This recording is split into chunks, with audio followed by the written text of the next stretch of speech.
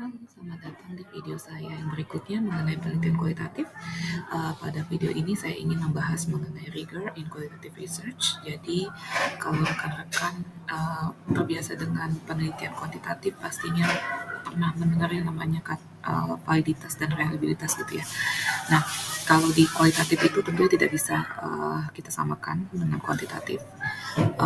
Jadi tidak ada kata validity and reliability di penelitian kualitatif, tetapi yang ada adalah trustworthiness, kemudian ada istilahnya credibility dan segala macam. Nah, hal-hal ini adalah indikator-indikator yang menentukan apakah suatu penelitian kualitatif itu rigorous gitu ya, atau rigor, uh, apa yang namanya, penelitian yang dapat dipercaya, yang bisa kredibel gitu ya. Nah, jadi di video ini kita akan membahas mengenai itu. Sebelum mulai mungkin saya akan menampilkan ini dulu. Jadi di Drive itu sudah ada artikel mengenai qualitative research informasi education. Nah, yang ini penulis sudah istilahnya apa ya, membuat tahapan-tahapan bagaimana kita bisa mengembangkan penelitian kualitatif secara baik dan benar, mulai dari uh, apa yang namanya ya, perumusan masalah penelitian, kemudian bagaimana kita menentukan metode penelitian yang tepat, kemudian cara analisis yang tepat itu seperti apa untuk menjawab pertanyaan penelitian kita, sampai akhirnya nanti bagaimana kita menampilkan findings-nya kita dalam penelitian kualitatif begitu. Jadi ini tolong dibaca apabila rekan-rekan ingin tahu lebih banyak lagi mengenai cara melakukan penelitian kualitatif di bidang masing-masing gitu ya. Nah, kita lanjut. Tadi kan kita bilang rigor in qualitative research itu ada beberapa indikator. Uh, yang banyak dipakai itu ada 4, credibility, kemudian dependability, transferability, dan confirmability. Itu ada 4. Nanti kita akan bahas semua di sini. Untuk yang pertama saya akan bahas mengenai credibility. Credibility itu adalah ukuran sejauh mana penelitian kita itu dapat dipercaya, gitu, credible. Caranya bagaimana? Ini ada beberapa cara. Pertama, misalnya triangulasi data. Triangulasi data itu artinya kita menampilkan data tidak hanya dari satu sudut pandang atau tidak hanya dari satu poin pengambilan data. Misalnya, kalau saya ingin melakukan penelitian mengenai bagaimana persepsi mahasiswa terhadap pembelajaran problem based learning di ruang kelas misalnya gitu ya. Tentunya kalau saya bilang satu poin data itu artinya misalnya saya akan mengambil wawancara mahasiswa gitu. Nah, itu adalah satu poin data. Meskipun nanti saya punya beberapa partisipan atau peserta wawancara, nah tapi itu hanya satu poin data. Sehingga kalau saya bilang saya mau mentriangulasi, perlu ada poin data lain. Misalnya apa? Bisa saja saya melakukan interview atau wawancara ke dosen misalnya gitu. Jadi tadi kan bilang persepsi mahasiswa, kemudian dia bilang oh ternyata di PBL itu kurang menyenangkan karena ABC, atau misalnya karena saya tidak diarahkan oleh dosen misalnya gitu. Kan itu adalah pendapatnya mahasiswa. Lalu pendapat ini saya cross check, saya kontraskan dengan pendapatnya dosen. Misalnya, saya akan bertanya, bagaimana sih atau tujuannya apa sih mereka mengadakan PBL, misalkan gitu. Sehingga nanti kita akan menemukan gap-nya gitu ya, atau menemukan uh, hal yang mungkin tidak sesuai. Misalnya kayak tadi mahasiswa merasa tidak diperhatikan, tidak dibimbing gitu, ternyata memang kalau dari dosen bilangnya, oh memang itu sengaja didesain supaya mahasiswa lebih inisiatif mencari apa yang ingin dipelajari misalnya gitu. Nah, jadi kalau kita tidak melakukan triangulasi ini, hal ini tidak akan muncul gitu. Triangulasi data bisa juga dari hal lain, tidak hanya wawancara, tapi misalnya dengan observasi. Jadi tadi kalau misalnya saya sudah melakukan wawancara, kemudian saya perlu melakukan juga misalnya observasi ruang kelas. Saya akan lihat sendiri apa sih yang terjadi pada ruang PBL itu gitu. Nah, ini adalah beberapa cara kita melakukan triangulasi data. Tentunya tidak terbatas dari beberapa metode yang saya sebutkan. Itu silakan nanti rekan-rekan cari sendiri aja di seharusnya di artikel ada, kalau misalnya tidak ada pun kita bisa cari di jurnal-jurnal yang lain, itu pasti ada. Atau misalnya di buku penelitian kualitatif itu juga pasti ada mengenai triangulasi data. Lalu hal berikutnya itu adalah prolonged observation sama persistent observation. Jadi memang akan lebih kredibel kalau di penelitian kualitatif itu kita ada observasinya. Kenapa? Semua data, misalnya wawancara atau FGD gitu ya, itu kan pendapat peserta kita gitu. Bisa jadi ketika mereka ditanya mereka tuh sudah lupa, jadi ada recall bias misalnya gitu, atau bisa jadi ada misalnya apa ya, emosi misalnya gitu ya. Misalnya dia memang nggak suka dengan dosen tertentu sehingga ketika ditanya bagaimana pendapat kamu mengenai PBL, itu persepsinya menjadi negatif misalnya gitu. Nah, hal ini makanya perlu dikontraskan dengan observasi yang lebih objektif kita sebagai peneliti yang mengamati apa sih yang terjadi di dalam ruang kelas misalnya gitu. Tetapi tentunya observasi ini tidak tidak cukup cuma sekali misalnya. Kalau bisa dan sekalinya pun jangan cuma 5 menit. Jadi kalau misalnya ruang apa namanya pembelajaran PBL-nya itu 30 menit, ya berarti kita mesti stay selama 30 menit, bahkan mungkin sebaiknya malah kita stay 10 menit sebelum mulai sampai 10 menit setelah selesai. Kenapa? Karena di sela-sela itu pasti ada interaksi informal yang mungkin akan sangat berpengaruh terhadap pengalaman mahasiswa dalam pembelajaran tersebut begitu ya. Jadi ini namanya prolong observation. Semakin lama misalnya saya nggak cuma sekali dua kali, tentunya itu akan istilahnya apa ya, menambahkan insight yang lebih banyak lagi buat saya mengenai suatu fenomena yang saya teliti.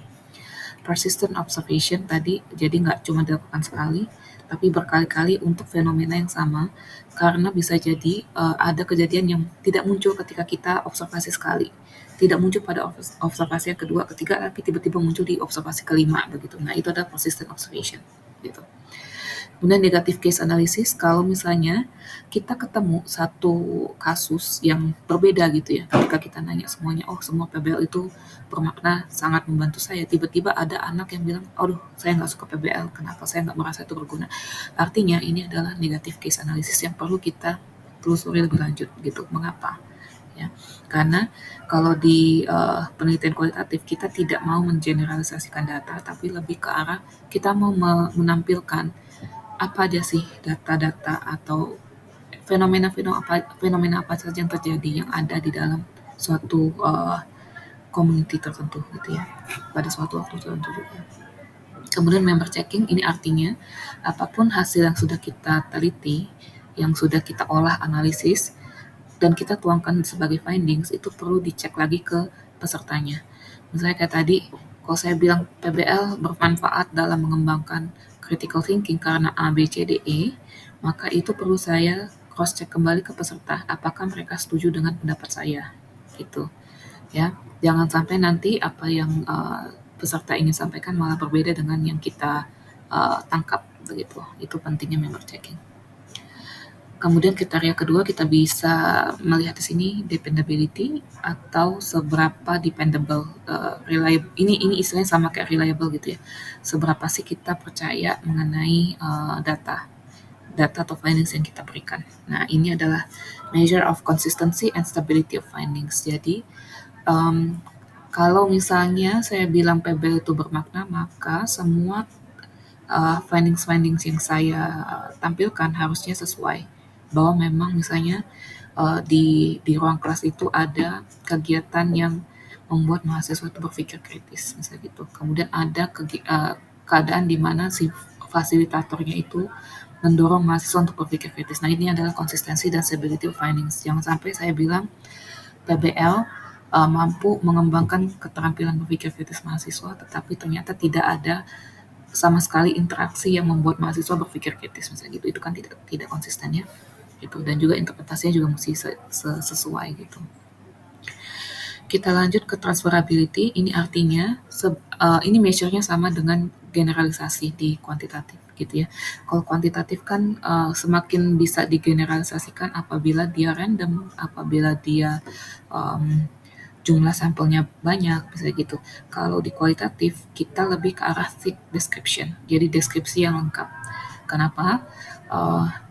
Misalnya, kalau saya bilang PBL itu bermanfaat untuk mengembangkan keterampilan berpikir mahasiswa, keadaan seperti apa yang efektif, yang mendukung untuk pengembangan keterampilan berpikir mahasiswa tersebut? Apakah dari segi faktor kurikulumnya mendukung gitu ya?